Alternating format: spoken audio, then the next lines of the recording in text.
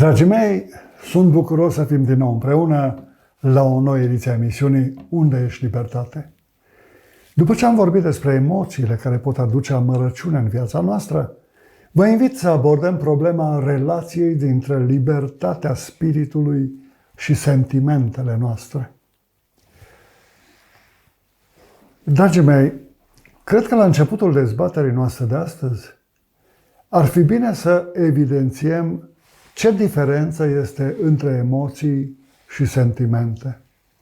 În discuțiile anterioare am definit emoțiile ca fiind manifestări afective și fizice, spontane, de durată scurtă, generate de subconștient, ca reacția individului față de stimul din exterior, din organism și din amintiri.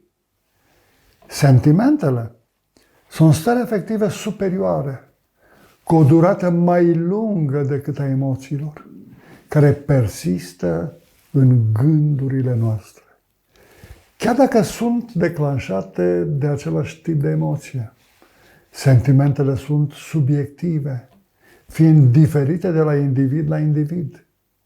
Sentimentele au la bază emoții și amintiri care au marcat existența individului, dar depind și de valorile generate de educație, nivel de cultură, standarde morale, influențe din familie, din cercul de prieteni, credință și altele. Conținutul sentimentelor se diferențiază în funcție de domeniul de acțiune, care este pus în evidență în cadrul procesului de relaționare a individului cu semenii săi, cu diverse organizații și cu divinitatea. Vă rog să precizați, domnule profesor, în ce constă diferențierea sentimentelor în funcție de domeniul de acțiune, a întrebat o studentă de la sociologie. Dragii mei, diferențierea este pusă în evidență în cadrul procesului de relaționare a individului cu diverse domenii socioeconomice și cu divinitatea. În domeniul social se afirmă o mulțime de sentimente, dintre care amintim prietenia, dragostea, compasiunea, altruismul, mânia, ura, invidia, gelozia, mândria, orgoliul, disprețul, răutatea, egoismul și egocentrismul. În activitatea profesională se evidențiază pasiunea în muncă, împlinirea profesională, satisfacția, mândria, ambiția, perseverența, curiozitatea, încrederea în sine, tenacitatea, dezamăgirea, descurajarea, prietenia, respectul. În domeniul religiei apar sentimente specifice cu o puternică încărcătură spirituală și morală, trăite uneori cu sinceritate, alteori cu fanatism sau fariseism.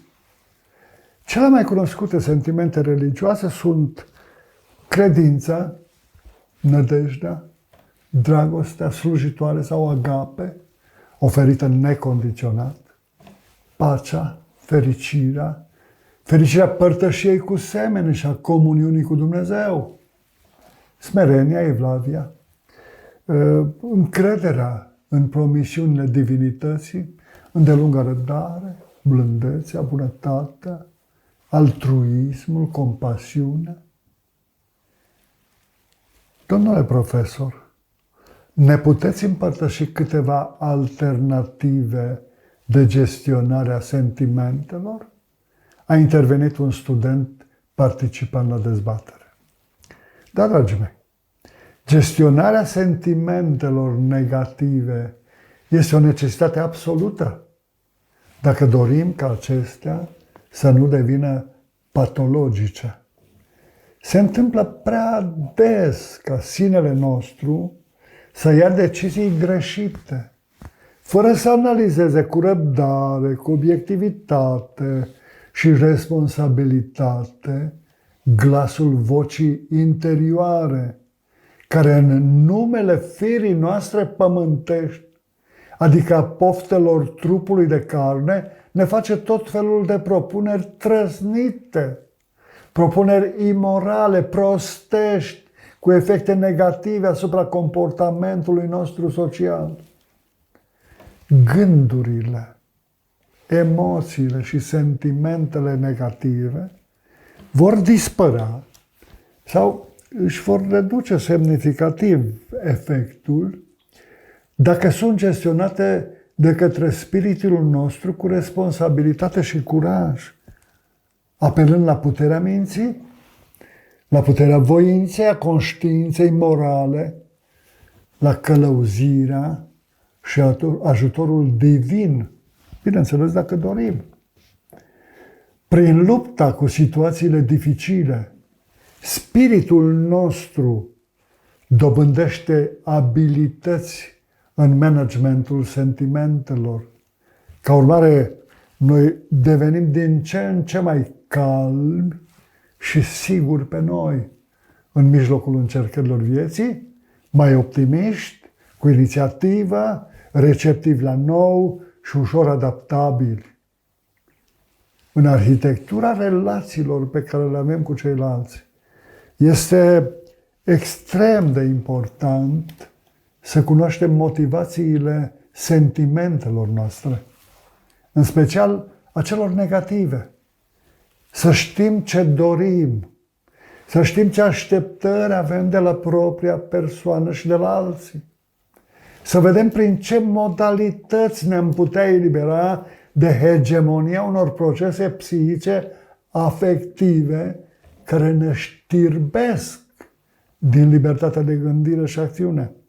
Gândind pozitiv și promovând în viața noastră cele mai alese sentimente, avem șansa, dragii mei, de a respinge cu succes asaltul sentimentelor negative asupra spiritului nostru, de a gestiona cu înțelepciune și cu responsabilitate orice situații ce ne pot vulnerabiliza din punct de vedere afectiv sau ne pot expune atacului viciilor.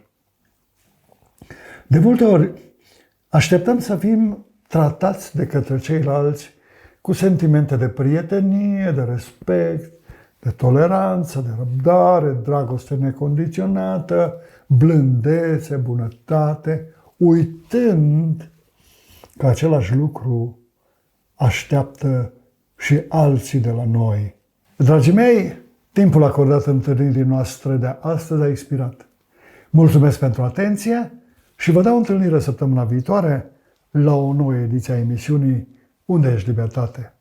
Vom discuta și în emisiunea următoare despre modul de gestionare a sentimentelor, având în vedere că scăparea de sub controlul acestora poate avea consecințe grave asupra unei relații armonioase între noi și Dumnezeu, între noi și semenii noștri, cât și asupra libertății spiritului nostru.